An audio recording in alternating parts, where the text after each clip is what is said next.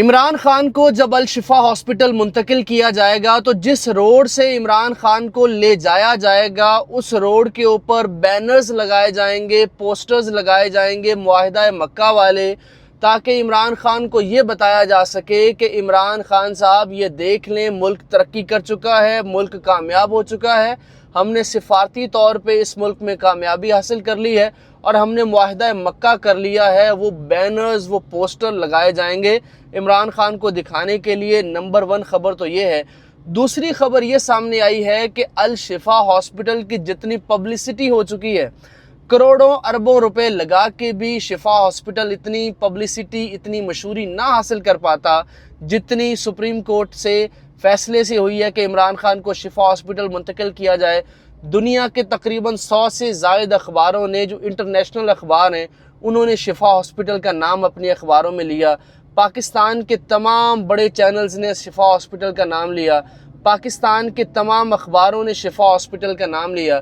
تو شفا ہاسپٹل کی جو پبلسٹی ہوئی ہے جناب، یہ کبھی نہ ہو پاتی اگر عمران خان کا نام اس سے نہ جڑا ہوتا۔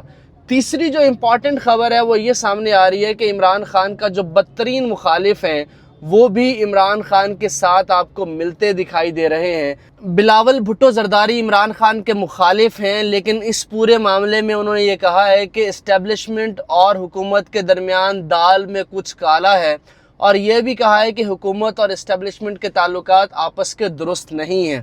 اور ساتھ ہی انہوں نے یہ خیر مقدم کیا اس فیصلے کا کہ سپریم کورٹ نے یہ اچھا فیصلہ کیا ہے اور سپریم کورٹ نے عمران خان کو ریلیف دیا۔ گو کہ دل میں وہ بڑا یہ کہہ رہے ہوں گے کہ جب عمران خان آئے گا، ظاہر سی بات ہے جب سوشل میڈیا پہ عمران خان کا ذکر ہوگا، ٹی وی چینلز پہ عمران خان کا ذکر ہوگا، ہر جگہ عمران خان کا ہی ذکر ہوگا، تو پیپلز پارٹی کی سیاست تو ختم ہے۔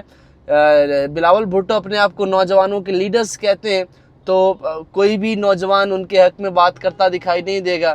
ویسے بھی جلسے جلوس تو پیپلز پارٹی کرتی نہیں ہے، نہ ہی دھرنے دیتی ہے، نہ ہی ان کی کوئی نوجوانوں والی سیاست ہے۔ تو اب جو بہت امپورٹنٹ چیز ہے وہ یہ ہے کہ عمران خان کی جو صحت ہے اس کا بھرپور طریقے سے خیال رکھا جائے۔ جو سپریم کورٹ میں رپورٹ جمع ہوئی ہے وہ بڑی خطرناک ہے۔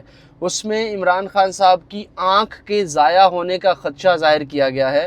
عمران خان کے لیور کے بارے میں بھی بتایا گیا ہے کہ وہ بھی اپنی پراپر کنڈیشن میں نہیں ہے، اور ساتھ یہ بھی بتایا گیا ہے کہ عمران خان مکمل طور پہ صحت یاب نہیں ہے۔ تو اللہ کریم خان صاحب کو صحت عطا کرے، اللہ کریم تمام جو ہمارے ملک کے کرتا دھرتا ہیں ان کو پاکستان کی بہتری کے لیے کام کرنے پہ آمادہ کرے، اور اللہ کریم جتنے مسلمان ہیں جو ہم پاکستانی ہیں ان سب کی زندگیوں میں بہتری لے کے آئے۔ مہنگائی سے لوگوں کا برا حال ہے، ملک چل نہیں رہا، لیکن یہ 11 ارب روپے کے جہاز لے کے یہ کروڑوں اربوں روپے اپنی مشہوریوں پہ لگا رہے ہیں، تو اللہ ان کو بھی ہدایت دے۔ اس ویڈیو کو لائک نہیں کیا تو لازمی لائک کر لیجئے، چینل پہ نئے ہیں تو سبسکرائب کر لیجئے۔ اپنا بہت سا خیال رکھیے، ملاقات ہوگی اگلی ویڈیو میں۔ اللہ نگہبان۔